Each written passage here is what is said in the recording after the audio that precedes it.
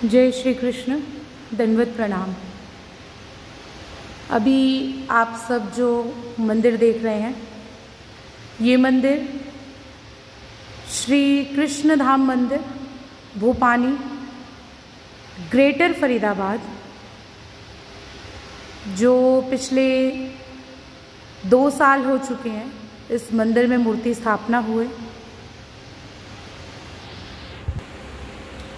मैं तपस्विनी कृतिका पाल जी, जो पिछले 1.25 महीने से इसी श्री कृष्ण धाम मंदिर भोपाली में हूँ। पिछले महीने 30 तारीख को श्री प्रभु अवतार दिवस के दिन इस मंदिर की सेवा हेतु नियुक्त हुए जिन्हें परमेश्वर ने इस मंदिर के जीर्णोद्धार के लिए निमित्त बनाया, ऐसे सद्भक्त श्री राजीव माकन जी, सद्भक्त श्री चंद्र बोहरा जी, हमारी फरीदाबाद की श्री गीता प्रचारिणी सभा, इन सभी की उपस्थिति में सभी ने इस मंदिर के संचालक व्यवस्थापिका के रूप में मुझे यहाँ पर नियुक्त किया। मैं कृतिका कपूर से कृतिका पंजाबी, कृतिका महानुभाव बनने के सफर में उसकी शुरुआत में ये फरीदाबाद की भूमि की थी। मेरा जन्म ओल्ड फरीदाबाद में हुआ। अचानक जीवन के पन्ने पलटे और मैं महाराष्ट्र गई। वहाँ पर मेरे श्रद्धा स्थान मेरी माँ माऊली, मेरी जननी अम्बेवड़ गांव निवासी श्री बड़े बाबा जी, उनकी छत्र छाया में रहकर मैंने ज्ञान की ABCD सीखी। साथ ही साथ सब कुछ जीवन में प्रेम से उपलब्ध नहीं होता, अपितु कुछ रूल्स, कुछ सख्ताई होना भी बहुत जरूरी है। ऐसे रूप में माँ और पिता तुल्य दोनों ही रूप मुझे वाम्भोरी निवासी श्री मामा जी के सन्निधान में मिले, जहाँ पर मैंने अपना ब्रह्म विद्या शास्त्र का अध्ययन आगे बढ़ाया। उसके बाद वहीं पर 29 दिसंबर 2005 के दिन मैंने अपना वेश परिवर्तन किया। भाग्य रूपी वो दिन उदय हुआ था, जहां पर मैंने वेश रूपी संसारी दुनिया को त्याग कर परमार्थ को चुना और आत्म रूपी सर्वसंग त्याग करने का प्रयास ये आज भी जारी है और आगे जीवन में जब तक सांस है तब तक ये जारी रहेगा। उसके बाद भुसावल तालुका में जलगांव डिस्ट्रिक्ट में 3 भाई हैं जो कि भुसावल में ही रहते हैं। सभी ने मिलकर, जो कि प्रकाश पाटिल, नीलकंठ पाटिल, वसंत पाटिल, इन तीनों भाइयों ने मिलकर भुसावल तालुका में बिल्हाड़ा नामक गांव है, वहां पर मुझे भूमि दान दी और उस भूमि पर आश्रम का निर्माण हुआ। ज्ञान होने के बाद इंसान के जीवन में आचरण चर्या बहुत जरूरी होती है, तभी वो जीवन में एक अच्छे से निखर पाता है। हम कोई सोने की चीज अगर खरीदने जाएं तो उस चीज का बनने तक का जो सफर होता है वो बड़ा अद्भुत होता है। सोने को पहले तपना पड़ता है। उसी प्रकार ज्ञान होने के बाद सीधा व्यवहार में उतरने की बजाय पहले उस ज्ञान को मंथन कर उसमें तपना बहुत जरूरी है। तो वो तपिश रूपी कार्य मेरा उस आश्रम में करता है, जहाँ पर रहकर प्रतिदिन दिनचर्या अनुसार नई नई चीज़ों का अनुभव पाया और आज समय अनुसार अब यथा समय आ चुका है। ये जानकर सभी भक्तों का साथ, परमेश्वर की कृपा, मेरे श्री गुरुजनों का आशीर्वाद कि आज मैं इस मंदिर की संचालिका के रूप में यहाँ पर नियुक्त हुई। वातावरण इस प्रकार हो चुका है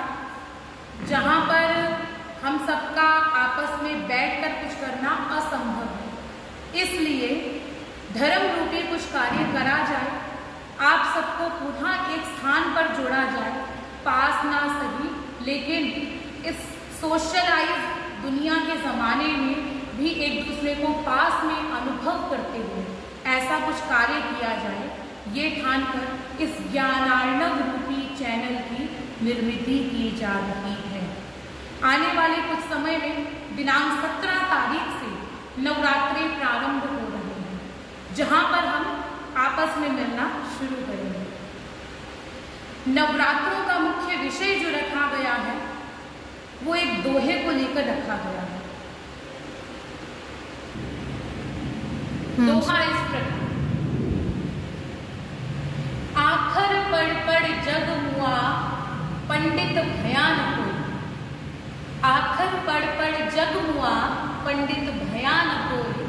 ढाई आखर प्रेम के, पढ़े सो पंडित कोई। ये दोहा बचपन से सुनते आ रहे हैं, लेकिन बचपन से सुनकर हमने वही करा, पीछे से वो हमारे पास आता गया और आगे से हमने उसको और आगे की ओर धका दिया।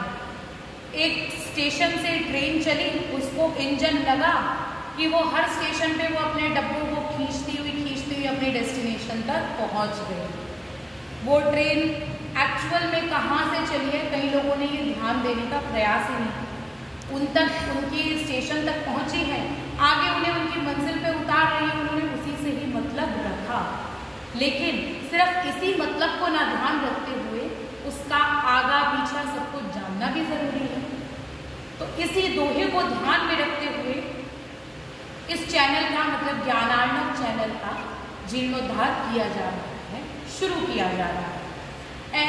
आखर पढ़ पढ़ जग मुआ, मतलब ज्ञान रूपी पोथियां पढ़ पढ़ के हम सब बहुत आगे अपने आप को ज्ञानवान समझने लग गए हैं, लेकिन पंडित भयान कोई भी उस ज्ञान को भले ही पढ़कर लेकिन ज्ञान पर खरा नहीं उतर पाया।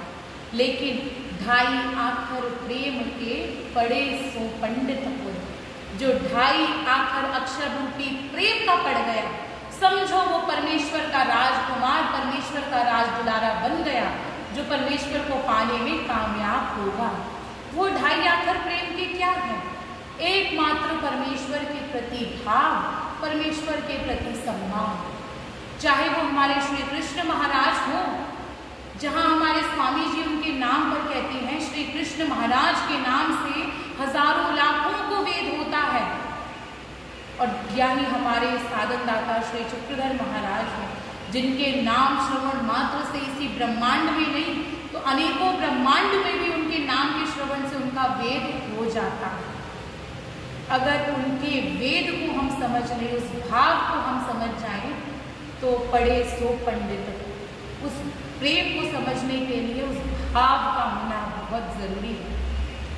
वो भाव तभी उमड़ के आता है जब हम प्रतिदिन कोई भी क्रिया कर रहे हैं, उस क्रिया के प्रति हम भाव रखें। तो चाहे वो प्रातःकाल उठकर उस महाराज को उठाने की आरती हो, तदुपरांत पूजा अवसर किया जाए, पूजा अवसर में महाराज को तिलक लगाना, पुष्प चढ़ाना, महाराज की धूप दिखाना, आरती उतारना, भोग लगाना, दंडवत डालना इत्यादि जो भी विधियां करी जाएं, उन विधियों के प्रति अगर हम योग्य भाव रखें तो वो भाव से अपने आप ही ईश्वर के प्रति दिन प्रतिदिन प्रेम में बढ़ोतरी होती जाती है। और उस उन्नति को पाने के लिए हमें भावों को ध्यान देना, समझना बहुत जरूरी है। एक करना है इस भावना से ना करते हुए उन्हें अपना नित्य पति को सर्वस्व समझकर उस क्रिया को करने में एक फर्क पड़ता है। उन्हीं क्रियाओं को, उन्हीं भावों को समझने के लिए हम नवरात्रि में आप सब इसी ज्ञानार्णव चैनल के माध्यम से प्रतिदिन मिला करेंगे।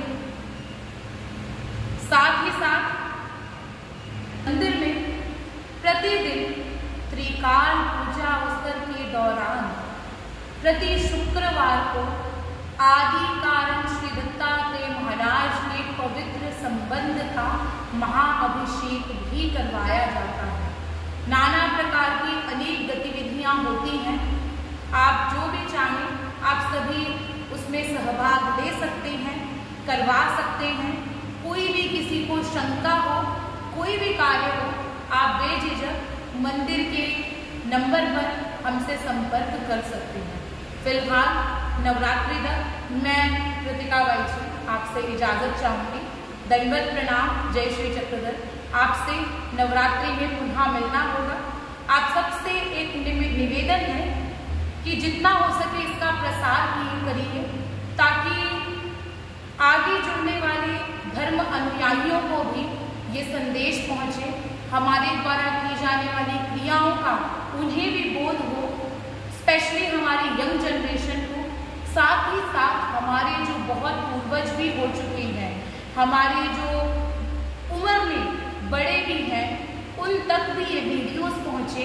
आप यंग जनरेशन से निवेदन भी है कि आप अपने घर के बड़ों को भी दिखाएं कि सिर्फ ज्ञान नाम लेकर महानुभाव धर्म में प्रवेश कर एंट्री कर तीनों टाइम पूजा अवसर करने से, तीनों टाइम आरती करने से ही या कुछ चंद पाठ करने मात्र से ही हम प्रॉपर शुद्ध वासनिक नहीं बन जाएंगे। अभी तो वासनिक बनने के लिए हमें और अधिक क्या करना है, इसका बोध आप सभी कर पाएं। इसलिए जितना हो सके इसका प्रसार कीजिए, इसे शेयर कीजिए, कमेंट करिए, लाइक करिए, ताकि और अधिक आपके प्रति उत्साह बढ़े मेरा कि मुझे और भी कुछ करना है। दंडवत प्रणाम, जय श्री।